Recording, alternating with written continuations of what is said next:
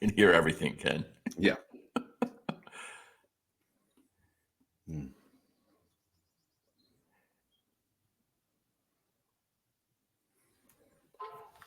All right, I think we're live. Hello, everybody. Welcome to the Evolution of Billing webinar. It's super excited to have you here. My name is Randy Wootton, and I'm CEO of Maxio. And with me, I have Ken Rufo, PhD in communications, spent 10 years in academia teaching students about communications and rhetoric. He's always correcting my grammar.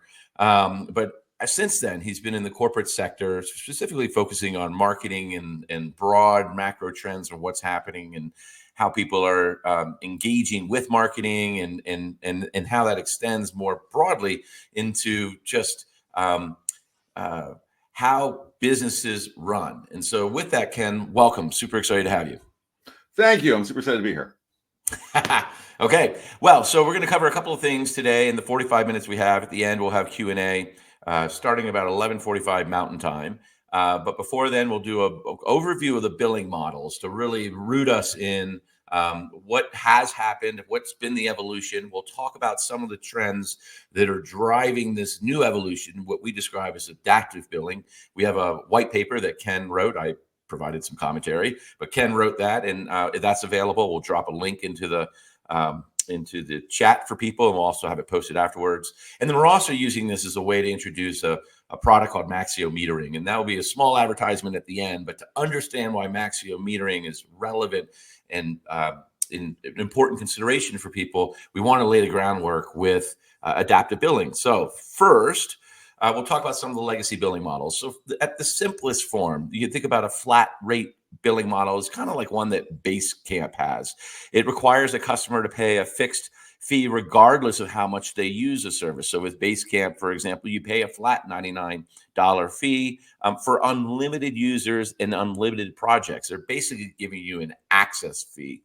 The challenge with this, obviously, is the model is becoming obsolete in today's SaaS and AI-driven business environments where you have lots of ways that people want to be charging beyond just giving access. The cost for compute is so high, you just can't give it away for free. So, Ken, before we go to the next one, any thoughts on flat rate or just that construct? Yeah, look, I think the issue with flat rate, and one of the things that people need to understand is that billing, like marketing, like sales, is just a type of communication. When I bill and I'm saying this is the value that I assigned to it, this is the value that I hope you got out of it, this is the cost that I think you can justify.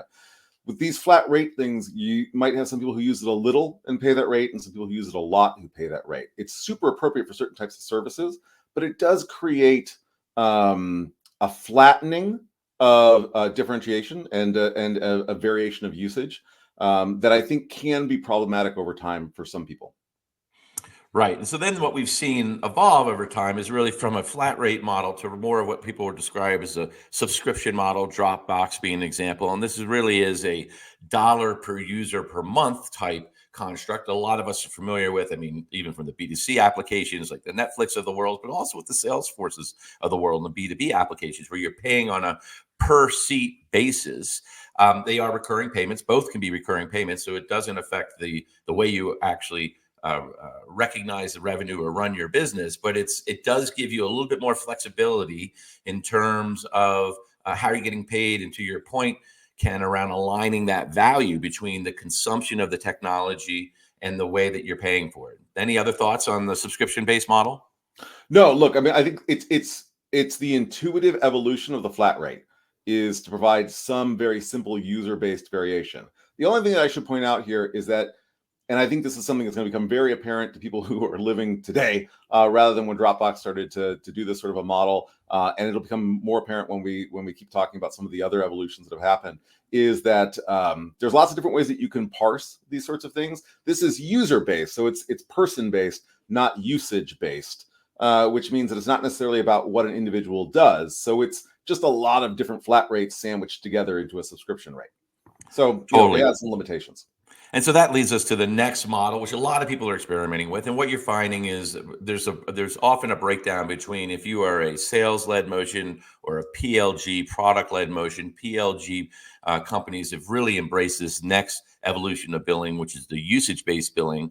And it's tied to more of the consumption. And so you get billed for what you use. And so there starts to, as we march up that value thermometer and start to say, hey, I'm willing to pay if I'm getting value for the system. And so the classic example here really is the AWS storage fees, of where you're paying per gigabyte consumed. So it's not a user-based model; it's a consuming of a consumption of the asset.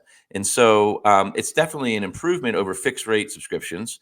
But it's also challenging today. And this is really lays the groundwork, the foundation for the idea of adaptive billing. Is usage-based billing was good up until about 2 years ago, when we had this enormous advance in technology around AI generation, gen search, et cetera. Everyone started to talk about real-time streaming, events-based streaming, and the need to cover their compute costs. So Ken, any thoughts around usage versus subscription as we go into the next evolution of adaptive? I think you're keying on the key thing here, which is that usage based again makes a lot of sense if the processes themselves are relatively uniform. If the amount of work that it takes, especially when we're talking about something like SaaS, the amount of work that it takes to provide that value is relatively the same, and you're talking about a kind of linear relationship. So if I use it more of these processes happen. That's not necessarily what's happening. You're right. With the kind of AI revolution, we've seen wildly divergent token cost and execution costs for these sorts of things. It makes margins much more difficult. Right. And so that's what we're talking about. We're on the cusp of this revolution. AI obviously has changed the world, and the billing models, the pricing and billing models need to catch up. And so Ken has helped us articulate this next evolution. We call it adaptive billing. And it's basically an advancement of usage based that learns and responds to how customers are behaving. So now you have this interactivity happening between the vendor and the customer. Whereas before, when you do monetization and you set pricing out, you get feedback on your pricing when people tell you it's too high and they drop your service. In this regard, you have this ongoing real-time connection to your customer and able to adjust things in near real time. And so Snowflake is a perfect example of this. They offer auto suspend to stop billing when inactive. They enable resource pooling across teams. They suggest capacity reservations as you scale. So they're continually like closing the loop on the feedback in terms of the value that you're getting and the pricing you're being charged. So we're going to get to a lot more detail on adaptive, but at this point, Ken, anything else you wanted to kind of articulate about adaptive billing and the step forward it provides? Yeah, what I want to do is I want to contextualize this slide a bit, because people looking at this, we've talked about it as an evolution, and what we mean by that is that as products are innovating, as technology is maturing, as usage cases are then adapting to that maturation, we're seeing changes in how people want to approach this as they manage things like margin, customer relations, usage spikes, etc. In many situations, there are probably plenty of situations where flat rates still make sense, where subscriptions still make sense, where linear usage-based models still make a lot of sense. The point of highlighting adaptive billing is to point out that there are ways of adopting or ways of innovating that the other three models don't quite correlate to. And I think that gets us to this idea here between where does value derive and how much complexity does it take to produce that value. Yeah, it's a great point. And I think as people read your paper, that really understanding those two different claims. One is this value alignment and how are you aligning as a vendor with your customer? And number two is this idea of what would be called flexibility or complexity. As you start to introduce more flexibility for customers to take advantage of your product, it introduces complexity. And so now you have to have more robust systems and ability to ingest data in near real time, to meter it, to assign rates to it, to then do the rev rec and reporting. And that's where you're in a brave new world. And that's where all these AI first companies are stepping forward. And so if we were to summarize the billing models, and we'll provide this for everyone as a follow-up to the webinar, is you kind of see what Ken was describing. That in the flat rate billing, obviously there's less flexibility. In adaptive billing, there's high flexibility, and the cost alignment you can, as Ken was saying in the initial definition of flat rate billing, it's kind of like one cost for everything, but you're totally out of line as the vendor in terms of cost versus value. In the adaptive billing, you have this really a great alignment between the consumption and the billing. And then finally, this idea of high resources tasks. So maybe talk a little bit about that one, because that's probably not as intuitive as some of the other dimensions, Ken. When you think about the comparison of flat rate billing versus subscription versus UBB versus adaptive, what do you mean by that? Well, okay. There's a great concept from the 1950s. An economist named Herbert Simon has this idea of satisficing. It's a portmanteau of satisfying and sufficing. It's this idea that there's a threshold at which you're fine. Is basically, it's like that thing is good enough, right? In lots of situations, what's great about flat rate or even subscription-based billing is that it's satisficing. It does that job. It's say, hey, it's not that complex. It's pretty easy to understand. You want more seats to be able to use this thing? That's great. From the standpoint of the customer, it's pretty easy, and there's some real value to that. But the problem is, let's imagine user A and user F, right? User F is a power user. They get a ton of value out of it, right? They're also using a lot more of those processes, a lot more cloud storage, a lot more compute. And although they're getting a lot more value for the company, it's priced the same. So when we think about what is the value of a seat, and we say it's $15 a month or whatever else, the value for user A and what the company or what the customer gets out of user A's seat is very different than what the customer gets out of user F's seat. At the same time, and this is what you're talking about with the vendor, what the vendor has to provide in terms of compute and bandwidth costs and whatever else is radically different for user F. And yet there is no correlation between what user A and user F does at a cost level. And then when I talk about the idea that billing is a communication system, part of what I'm trying to highlight is that there's value provision, but then there's also saying to the customer, I care about the relationship. I want you to feel like there's value, and this is the value that you're getting. How do you communicate that when the value is the same from someone who's a power user and someone who barely sits down at the seat?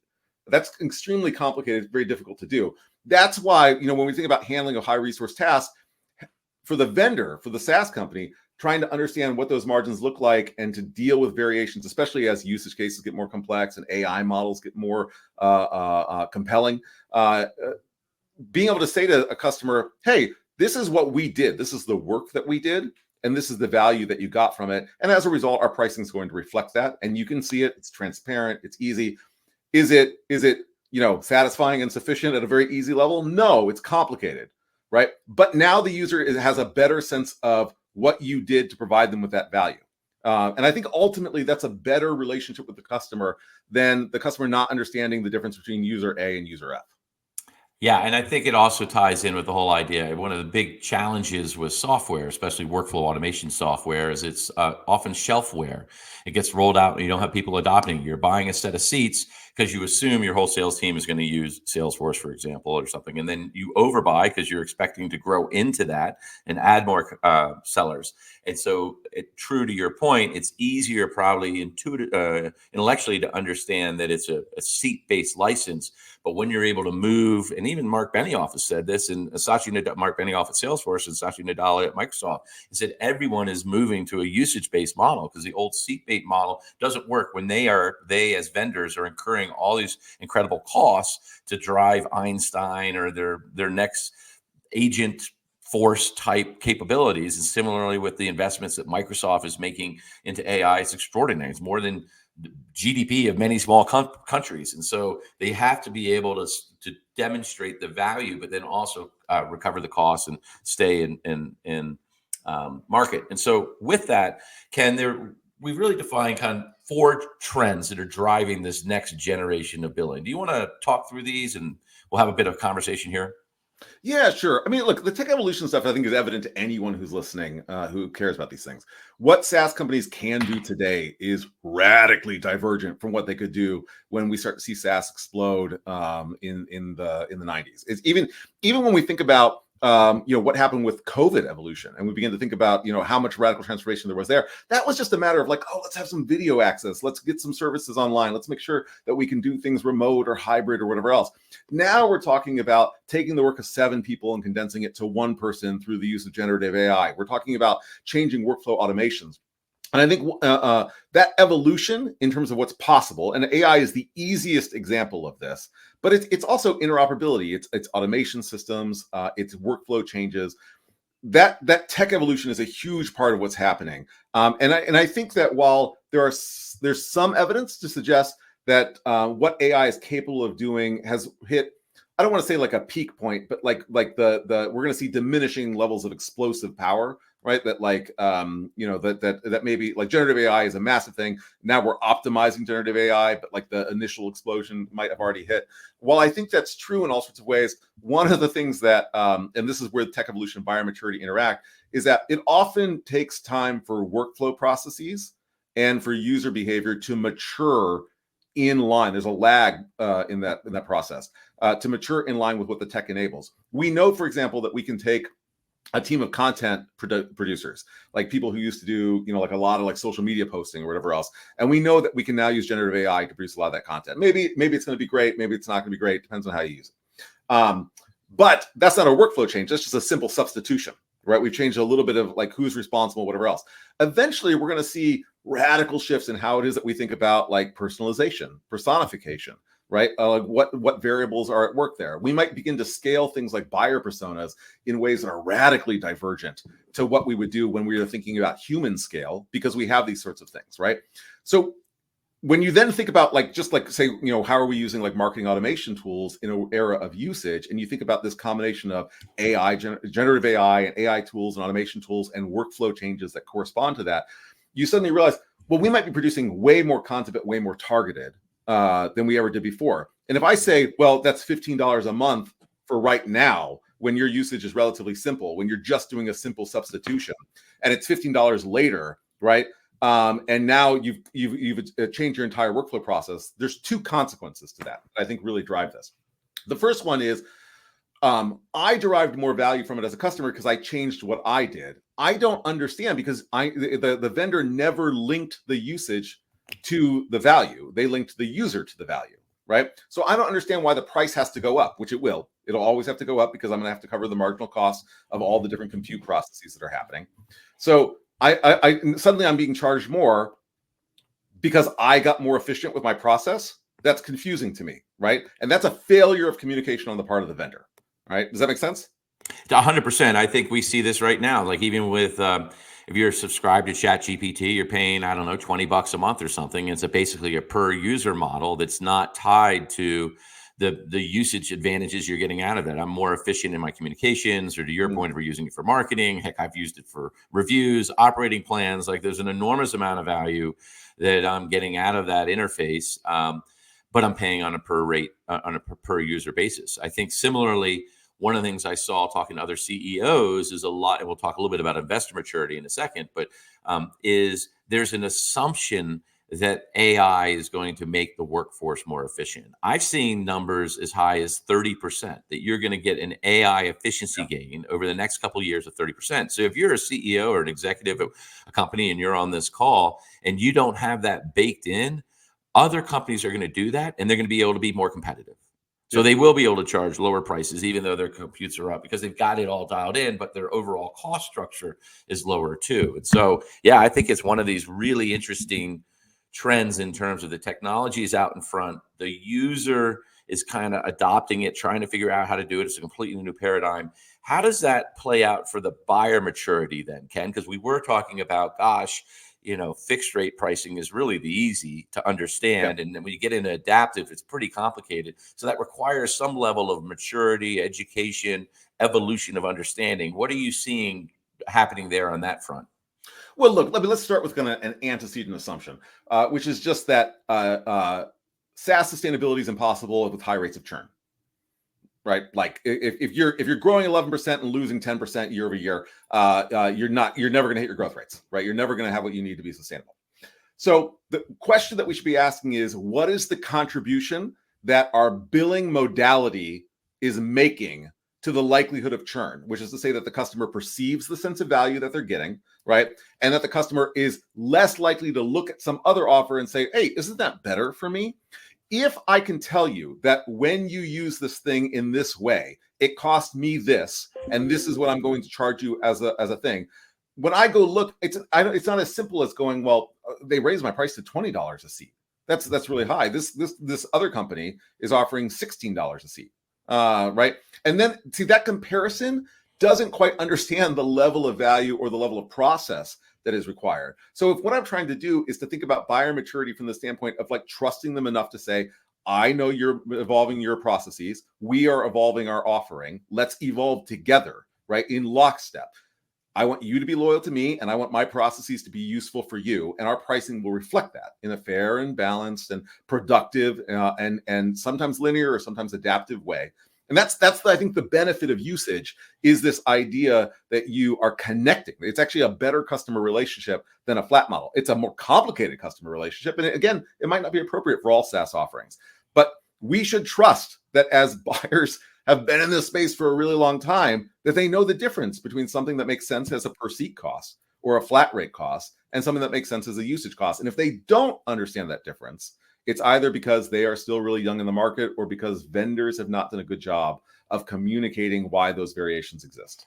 And that whole world around lifetime value of customers is the lifeblood of the SaaS business model, right?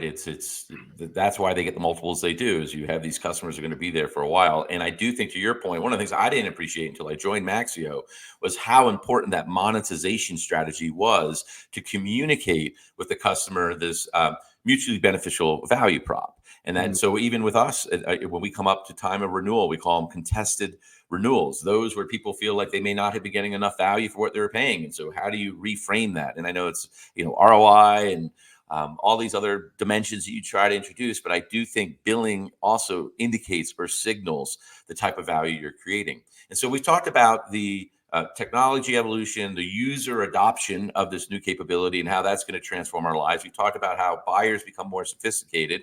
Well, we're all playing with other people's monies if you're not bootstrapped. And so how's the investor's perspective or paradigm shifting in terms of understanding the overall enterprise value of companies and how billing is essential to unlock some of that value? Yeah, look, investors are dealing with two major issues in relation to SaaS right now. One is a changing macroeconomic environment where it's going to be real interesting to see what happens with M&A and private credit, public credit over the next kind of handful of years, given a variety of factors. The other issue is just that as the markets have matured, the opportunity for one particular kind of unicorn to emerge and produce massive profits is just a little bit less. It's not to say it doesn't happen or whatever. It's just that it's the opportunity just isn't quite as there, right? We've also seen, I think, this may be somewhat controversial, but I would say we've seen a sobering of expectations relative to some models, right? Like I think when we back in the day, I can remember when everyone was like, "Man, Uber is going to kill taxis." Right? Like it's going to kill taxis. It's just so much more effective, so much more efficient, et cetera, et cetera. And there's all sorts of reasons to think that at an app level, it's better or whatever else. Although taxis have produced a variety of their own app structures at this point. The issue is part of that was only possible because of a massive influx of VC that offset the actual operating cost, right? Now that some of that has begun to decline, or we've expected those businesses to mature, the idea that suddenly these are all just like multi-billion-dollar industries every time they start up is a little bit more suspect, right? Because if we're not relying on constant rounds of VC funding to supplement, maybe they can't really necessarily hold their own. So that's not to say that the opportunity isn't there. It is. It's that there's a little bit more sober reflection about these sorts of things that makes them a little bit more skeptical. Now, add into the mix everything we've been talking about in terms of the complexity of technology, and you say, well, okay, if a feature like when OpenAI came out with deep research, right? At the that was part of the $200 subscription level. Yeah. The influx of people using that and the amount of tokens and process that it took to get those deep research results. Altman, I think, had a tweet out maybe like a month later that said like they're losing money at the $200 a month thing. Yeah, right. Because they did not anticipate the level of usage that was happening. Right. Processes within a company change, it might be that cost goes up and up and up, and they're going to have to keep saying, well, now it's a $500 service or whatever else. Not picking on them or whatever. I actually think deep research is a great service. I really like it. But the point is that as a user, $20, $200, I say to myself, well, okay, so it must be 10 times better. Right. Because my correlation is to the price on the flat rate of my subscription, not to the value that's being provided or the process that has to be undertaken to provision that value in the first place. And I think that's, from an investor maturity perspective, they're now looking at things like, how can you prove that your costs won't shoot up? How can you prove that people won't just churn? How can you prove that it's a sustainable adaptation over time, given the competitive landscape? And this might be something that you can talk a little bit more to, kind of given your history. But I think that it requires maybe different metrics, a different sense of what the customer understands, and I think, and even how we conceptualize profitability. Right. 100%. And so just to, we will get into a little bit more detail. There's one question in the chat about adaptive billing. Is that a product we're offering? It's not a product we're offering. The product that we are talking about today, and in the follow on, you can go to a Deminar, a demo of it. It's called Maxio Metering, which enables you to be able to do this adaptive billing. So basically, we're setting the context for what that is. And at its core, what you're finding is this idea of the advanced metering and dynamic pricing are solving the unpredictable demand spikes that Ken was just talking to. So you launch out deep research, you're like, oh my gosh, I don't know what happened. And then people are consuming it in ways you hadn't thought about. And then what you're able to drive, to Thomas's question, is you're able to drive more fair, cost-reflective, and adaptable billing in that relationship. It may require a bit more time to explain it to your customers. I think OpenAI has 3 different prices for 3 different types of tokens now, based on how they're the costs associated with it. So it's all very, very new. So with that, though, let's drop into just adaptive billing. So we've been talking about it at the highest level. We're gonna double click here and give it a little bit more details and the key differences, and then we'll hold time for the go-dos. Like, what do you actually do in this new world as we all step into adaptive billing together? So at the highest level, adaptive billing, it blends this real-time usage tracking. So you're tracking events that are coming through in near real time. So it used to be you would bill on usage at the end of the month or the ends of the year. And instead now, not just daily, you can get down to near real time, seconds or by minute. It involves and it blends dynamic pricing. So pricing for those different events that you're consuming or metering.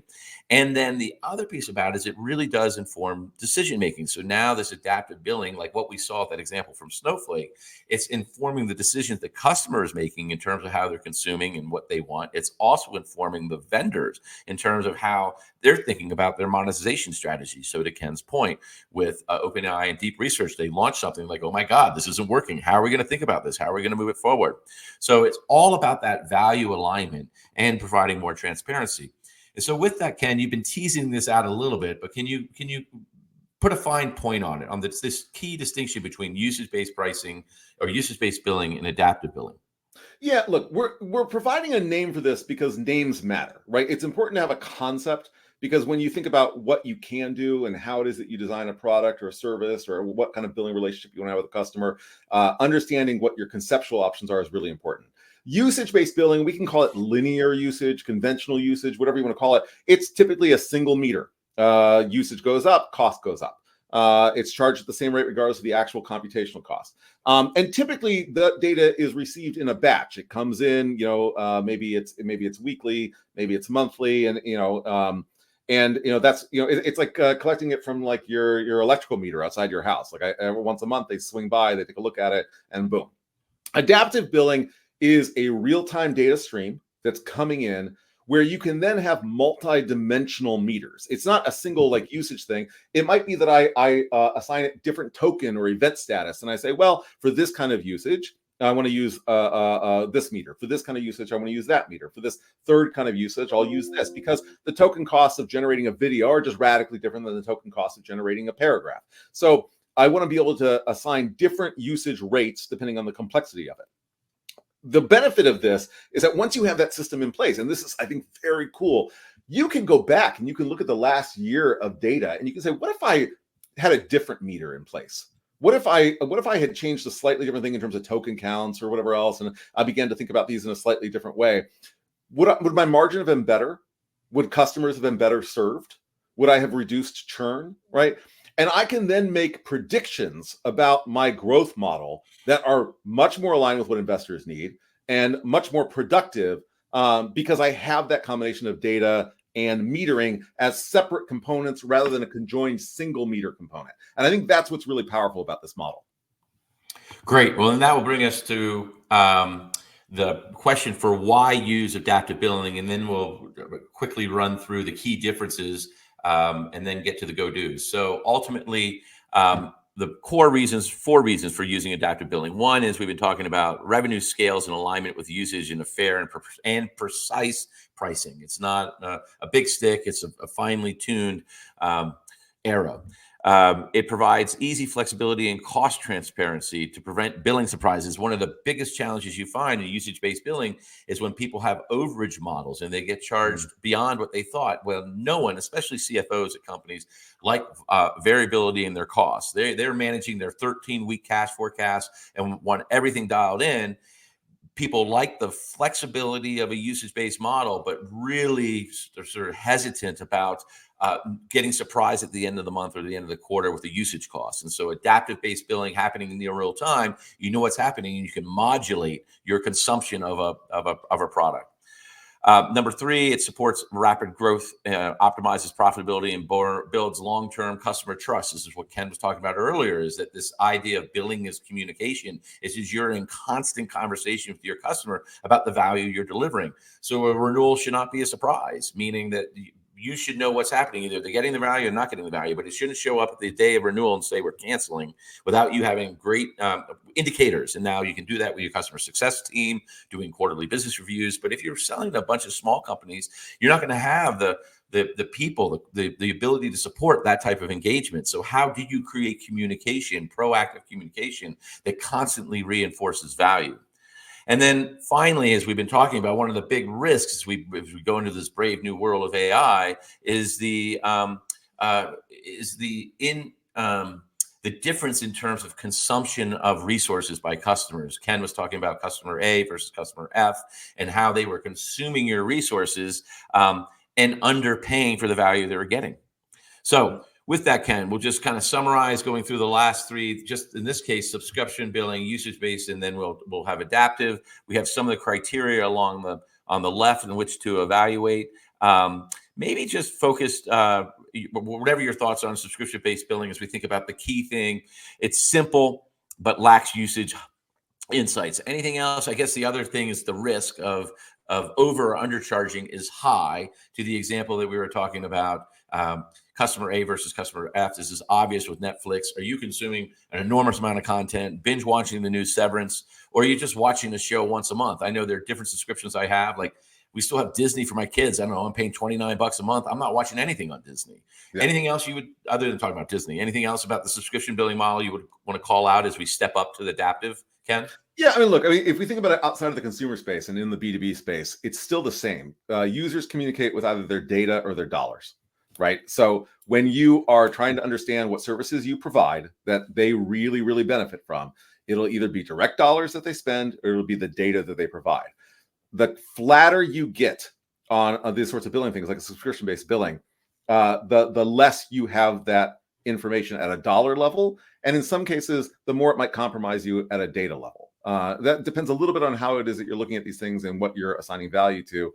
But sometimes the ability to determine a correlation between, did I churn because I didn't want Hemsworth taking over on The Witcher for Netflix, or did I churn because my usage just didn't justify the cost? That's not clear, right? And if it's not clear, how do I make better business decisions about what to invest in or what to provide or how to adapt to users in an environment where there's so many other streaming services, just to keep to that idea. I think that's something that's really interesting. Great. And so then as we step into the usage-based billing, we had the example of AWS earlier. And I think if it's the primary area of risk and the transparency is on that overage. If you're not expecting it, and then you have if you don't have cash flow issue, but you're always managing cash and trying to, that's all what the CFO does is who do they bill when and what are their commitments. And so I think there's a risk there unless you're able to do it in near real time. Anything else on usage-based billing you would offer, Ken? No, I think that covers the majority of it. Yeah. Cool. And then just the idea of you've reduced that risk of overcharging, undercharging, because you're tying it to usage based. So you're increasing the alignment on that value axis in terms of what you produce, the cost you're investing, and then the price you charge. Okay. And so then we get to the adaptive billing model. We've been talking a lot about OpenAI in this case, and it just seems like this is well, we're seeing it. This is where the world is going. This will be more true. It's not going to get simpler going forward. It's got the models as you develop your own technology and as you think about moving to different segments, different regions, different partnerships, you want to have flexibility in your pricing. Heck, every time I talk to a salesperson, I think or someone is asking a question about salespeople. Yeah, all they want to do is come up with radically new pricing models to appeal to this unique snowflake of a customer. And I think adaptive billing gives you a lot of flexibility to address that in terms, and also allows you to initiate a conversation around value up front. What is it that customer is expecting to get out? And then the salesperson needs to be educated to be able to talk about how you charge and how that does align and support the value promise that you're making at that early part of the customer relationship. Ken, anything else on adaptive billing? And yeah, look, the only other thing that I think people need to think about in this is everyone in SaaS is familiar with the idea of data gravity. The more that you have data that provides value, the more people build services on top of that data. The same thing's going to be true with other SaaS offerings that are of a highly technical nature. So if I can get an AI tool to do a thing, I can build a service that I can then provide to somebody else using that underlying AI technology. And then they might build a service that incorporates both those services and so on and so forth. As that happens, there is a cascade effect of variable usage rates and complexities and a kind of gravity that brings more and more mass, more and more people in to use it.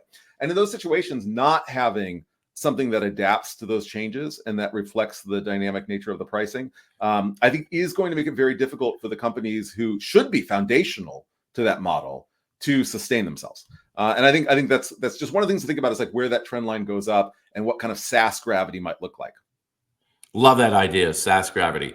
Okay, so with that, let's shift to you're a consultant, Ken. You go in and you give people recommendations. So here we are. We're in this new world order. If you were to come in, and now you got this adaptive billing paper, you've got this mental construct, and you're to advise some of the people on the call, what's the 4 steps? And help walk us through how this is an iterative process, not a set it and forget it. Yeah, look, we're highlighting the benefit of adaptive. I want to be clear. It's not for everyone. It doesn't make sense in every case. All right. But the very first thing you got to do is go through and look at what you're actually offering and say, does the pricing communicate effectively with the customer? Does it reflect my margin costs, right? Does it contribute or reduce the incidence of churn? Not just because it's low, but because it aligns with what a customer actually gets from it, the functional outcome or consequence of those processes. So we look at all that and we just do the audit and we say, are there models that we could use that could think about these things? Or are there versions of this product that we could spin up that are slightly different in their structure and their billing structure that might take advantage of different ways of doing it that we could sell to different users? Instead of a tier of like a silver user and a gold user, maybe it's the flat user and the adaptive user, and they have different use cases, and our billing and our product definition should do that. And that's what that's how you move from that audit into developing a hypothesis about what's possible for you. And the next thing you do is like you do with any kind of product innovation, you set up the experiment. Let's try this. Let's get a test environment out. Let's do an MVP for this version of it. Remember, billing isn't an add-on. It's not an execution. It is in the SaaS environment. It is integral to what the product definition is. So, and then once you kind of get some evidence from those experiments, you can begin to say, okay, well, what does monetization look like in this world? Like, these different LOBs, are they different user bases? Are they different marketing or go-to-market motions? And you can begin to think through those things at scale. And you can obviously do a lot of stuff here. You can talk about, kind of Jeffrey Moore's horizon analysis and what's coming in 2 or 3 years, whatever else. But it's this process. Begin with what you have, hypothesize what could be different, experiment with it to see if it actually would land in a way that makes sense, and then begin to think about scale. Yeah, and I think this is one of my big lessons learned, having come to a company that was PE owned. I remember one of the first conversations I had with Chelsea Stoner, who was the GP at the time. She said to me, she said, Randy, every company we buy, the first thing we do is go look at their pricing. It is one of and so that is pricing is a subset of their overall monetization strategy. But how do you think about your pricing? How do you divide your customers? What is it that you're offering different values? So to your point, you're trying to discern between customer A and customer F in terms of what are you delivering? How do you make sure that's super clear? And the other thing she said, which I thought was one of these lessons I'll take for the rest of my life, was like that muscle, that pricing muscle, is a muscle that you have to build as an executive team. It's not just the CFO, it's not the CPO, it's not the marketing person, it's not the salesperson, it's not just the CEO, but it's the collected wisdom to understand all of those inputs and come out with price experiments. So to your point, billing models. And so what you find is in the old world, like when I was at Salesforce, we had a good, better, best type packaging strategy. You had what you're describing, bronze, silver, gold. And that presupposed certain bundles of capabilities that would add value to different types of customers. And you try to get them to step up. And that's how you drove NRR, net revenue retention, was move them from either they buy more seats, or they cross divisions, or they go up in packages, right? But to your point now, there's this real fluidity. And so trying to really get down, and we have the power through AI to almost do personalized pricing by customer. And it's going to be some combination. It's going to be a hybrid. It's not either or. To your point, adaptive billing doesn't work in all situations. It works in specific situations, but it comes down to that value trade-off. And so I think that's really the tee up for Maxio metering. So Maxio metering is a product that enables adaptive billing. It's a product that we have. I think it's unique in the marketplace. It delivers on all the components that we were talking about in terms of adaptive billing. It captures every event as it happens with no batching delays. So rather than having a batch of stuff come across, we're getting it in near real time, and through that are doing the metering and the rating, and then you can add on to that the revenue recognition and reporting. You're able to track multiple attributes. So like basic usage, as Ken was describing, is linear usage is one event, one meter. But that doesn't work in all situations. We're using the OpenAI example with multiple tokens. You could think of like a widget. Like, what is it that you're producing, or what is it that you're offering? What do you want people to be tracking? Separate meters from your data pipeline, so you can change what you measure or how you price without rewriting your code. And so one of the things you find is early stage founders are building their own billing systems, and then they'll go to some provider, and that provider they may outgrow because they don't have sophistication. They don't have that flexibility that allows for that broader complexity as you grow as a company, and you unlock your next stage of growth. And that's one of the things we talk about at Maxio in particular, is the ability to start when you're small and you have your product, and someone other than your friends and family are paying you for it. You got to get a billing portal up and running, but you have one product, one pricing model, and you step forward, and now you have a product catalog, and you're serving multiple segments, and you're serving multiple regions. Enormous amount of complexity that you don't want your developers to be building. You want to rely on a vendor who you can grow with over time. So with that, we wanted to provide an opportunity for people. The link for the adaptive billing paper is in the chat. We'll send it across on the follow-up to this webinar with the slides and the recording. We also have what we call a Deminar, but it's a product demo on Maxio metering on March 27th at 1 p.m. Eastern. The link is here. We'll also have it in the follow-up on our LinkedIn, and I'll have a post on it as well. Would love for you to come and ask more questions. I think there is a specific question in the chat, which we'll turn to in just a second, about, well, what's Maxio metering? What's the nuances of it? We'll cover that at a high level, but really the Deminar is the best place to learn more. And I think with that, let's go to the questions. Let's see. I try to click through some of them as they were coming on.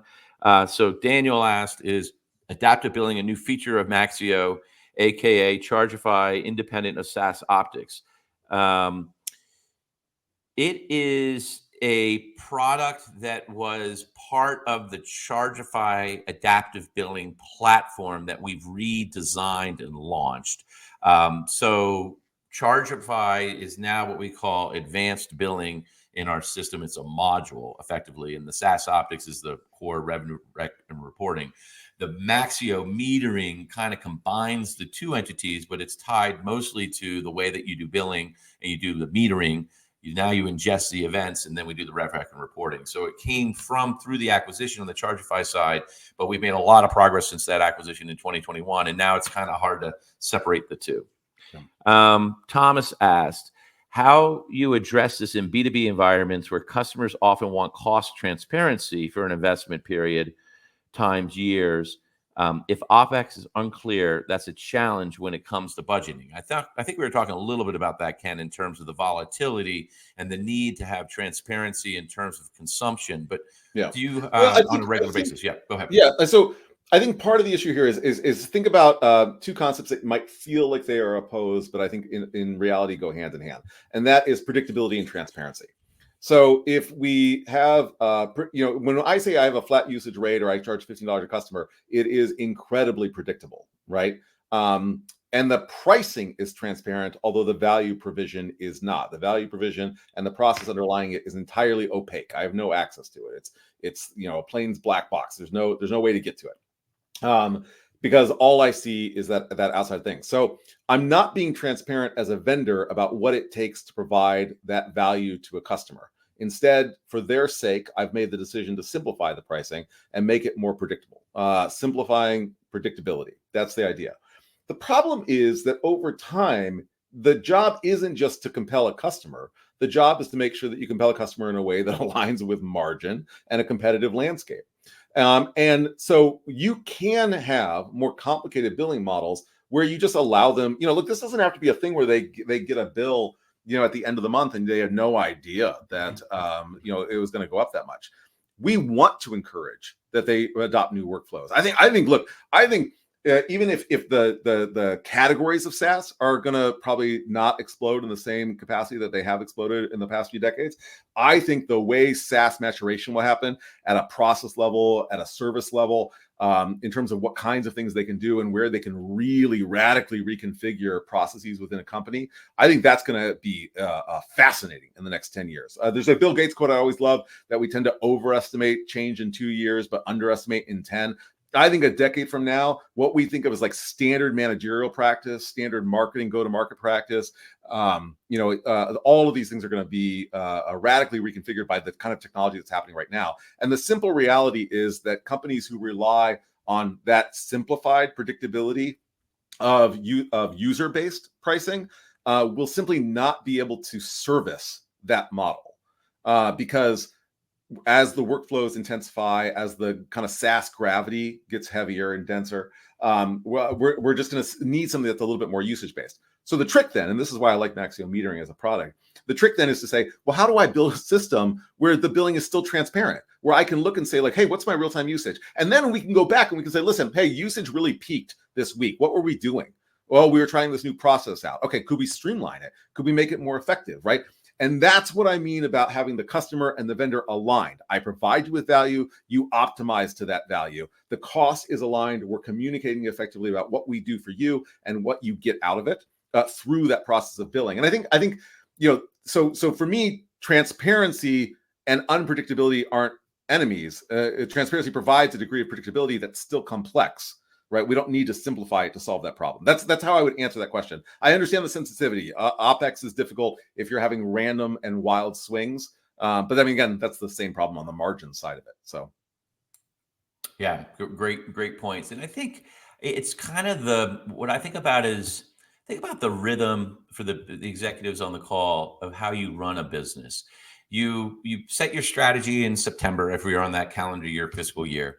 You go in and build your 3-year financial plan that you present to the board in October or November, and then you lock down your next year's business objectives at the beginning of the year, and then you go execute. And you're executing on a daily, monthly, quarterly basis. And I do think to Ken's point, like there is this model, the managerial system and paradigm that's going to shift. You're going to have to be more near real time. Now, yeah, for you to get funding, you got to do 3-year plans. For you to get debt, you got to have 3-year plans. Like all of that's true. But then I think there's this, like, how do you create systems and insights, a business radar that allows you to understand what's happening and have your hands on the controls. And so you can tune things up, tune things down, and you're going to have a little bit more volatility, but it's going to be, you're going to be able to dampen it. You're going to be able to control it. And it's through that experimentation that you're doing by, to Ken's point, you launch a new process, you launch a new product, whoop, you need to pull that back. You didn't understand the full cost, that you have this kind of real-time operating environment that you are now operating in within that broader construct. You got to hit the operating plan that you land, the financial plan. But I think you having this near real-time insight, like think about it, like for a CFO, there will be a day when we do a 0-day close, where CFOs and their teams are not spending 6 to 8 business days trying to close the books. Yeah. Is that a year from now? Is that 3 years? Is that 5 years? So then the CFO and their team move away from, and you're going to have agentic AI, and you're going to have procurement going on. You're going to have all these things kind of unfolding in parallel. But then you become the master of the machine to oversee what's happening and make sure that you're tweaking it and dialing it so that you can hit your revenue targets and your cost targets. And so you're in that EBITDA zone. of the commitment that you've made to the board. And all of these things, they got to have the ability to pull back, right? It can't be launch and forget. You got to be able to dial it in and dial it up and dial it down. Okay, well, let's go to shares, ask a couple questions. Let's see if we can get to both of them. One was sales wants a lot of different dimensions they can sell. How flexible can Maxio be, presuming this is on X Chargify, for some components free and chargeable for others on top of volume discounts and then tiered discounts? Is this what you mean by adaptive billing? What I would say is that there are adaptive billing is just more broadly, I think, and Ken correct me, it's this idea of how you do ingest real-time events. How do you think about incorporating things like dynamic pricing? How do you then report on that so that you can drive it? It in and of itself is not a capability it's just like usage-based billing or subscription billing. You can do that with the tool Maxio. The tool at Maxio that allows you to do that is Maxio metering. How do you get that? Well, it's an add-on. But for your salespeople to start to sell usage or products where it's tied to events, they have to have some capability and understanding for how are you doing pricing. So I wouldn't rule it out if you're a big company to all your sellers. Like you'll probably have sales specialists who are able to come in and help sell this at an enterprise level or even at an SMB mid-market level in a B2B environment. You're going to have people who can understand the levers between how they set up a package and how they sell it. It's not just going to be the good, better, best anymore, right? I'm selling this customer the silver package. Instead, they're going to have to get in and do the discovery to find out what is it the customer values and say, oh, you look like this customer. You look like these other AI companies that we work with. And let me ask you these questions. So I think the discovery that a salesperson is going to be doing is both going to be about pains that we talk about, what are the pains and gains that you're trying to solve, but also on what Ken was describing was how do they think about value, and then how do you construct a monetization strategy that delivers on that value? I don't know, Ken, did you have any thoughts on that question? Yeah, look, at the risk of being super pedantic, every day that we just go through a series of minutes. Like we wake up, we have a series of minutes, and we go to bed, right? Every one of those minutes is just a minute long, but not all the minutes are equal. We do a big hike, we watch a TV show, we go to a wedding or a first date. We eat some mediocre food while driving. Not all of those minutes we score the same. Not all of them are memorable. When people use software, sometimes it's big events to do big processes that provide real value, and sometimes it's just a seat that exists and we keep it open and we store some stuff for them. What's happened with SaaS is that as we've tried to get people on board with SaaS, we've taken what we intuitively know is true about the way in which we live in the world, and we've tried to simplify it down. We've tried to reduce that complexity because we think it's easier. The problem is it doesn't reflect the amount of effort that we put in. That hike takes a lot more effort than watching a TV show, but the reward of getting up nice and high and getting that view is really there, right? We're happy to have spent those minutes in a way that maybe we look back at the minutes watching the TV show and we're not quite as thrilled, right? It makes sense as we think about the technology. And I know that's a weird parallel, but when we think about that technology, we need to be able to provide a sense that the value was there when they used it effectively. All right. And not just because they signed up, right? Not just because they existed or persisted as customers, because that's where churn happens. They go, I didn't really get that much out of it, right? So we can communicate better than that. I think one of the things that I really like about Cher's questions is sellers intuitively understand the value of pricing, but they understand it primarily from what gets the customer to happen, right? Whereas account and product understand the value of pricing from the standpoint of margin. So they're looking at it slightly differently. What adaptive billing does, because it's real time, because it provides multidimensional capabilities, because you can in fact, and I think this gets to the second question, provide evidence of how usage is there and what it's likely to cost and how cost is being structured. It does provide sellers with significantly more flexibility to make sure not just that the pricing is flexible, but that the sense of value is aligned with that flexible pricing. And I think that's kind of, you want people to be thrilled about the view they got, about the outcome they got, about the event that happened, like those event tokens. You want them to be thrilled about that. People are willing to pay more for stuff that they like, for stuff that provides real value. And they're going to feel more valuable if they're spending stuff that correlates to the usage in a real sense rather than in a very simplified sense. Yeah, and to Cher's other point, and thanks for all your questions, Cher. Like adaptive billing, we'll go into more of the details of what's available today versus what's roadmap. But think of it as your question about if it would be possible to provide usage info earlier, so a customer can see where they're arriving at in their spend. So this can be addressed with adaptive billing. It's really, I mean, that's really more of a usage-based dynamic that also plays out in adaptive, because as you decrease the amount of time that you're measuring events, there's an assumption that you'll be able to provide reporting on that, and then you'll be able to invoice at some period of time. Do you invoice? Do you snap it and invoice it at the end of a minute, an hour, a day? We don't have the capability in real time to do that. It is on the roadmap. You also get to the idea of point to the idea. Well, when are you recognizing revenue as the vendor? And so there is this level of complexity to make it work. But ultimately, I think you're right. Is that what you want customers to have is an alert system where they know that they're starting to hit and they might go into the next tier, or they've consumed all the prepaid like tokens. If they had a certain number of prepaid tokens and they have a warning, so they're not all of a sudden turned off, but they know, they have a month contract and day 14, they're starting, their trend line looks like they're going to blow it out by week 3. Like there's a conversation around that. Now, obviously you don't want to be hit up by every vendor every day about your usage consumption. So it's going to take a while to figure out how to do that monitoring and reporting. We have a billing portal, and adaptive billing will be rolled into that as well. And you can start to see, so it can be user initiated. So you can go in and find out your pricing. Like when I go look at my credit card bill, oh God, I spent all that money. Oh my God, I'm about to blow out my limit. Do I need to apply for more? So that mental model is one that we think about.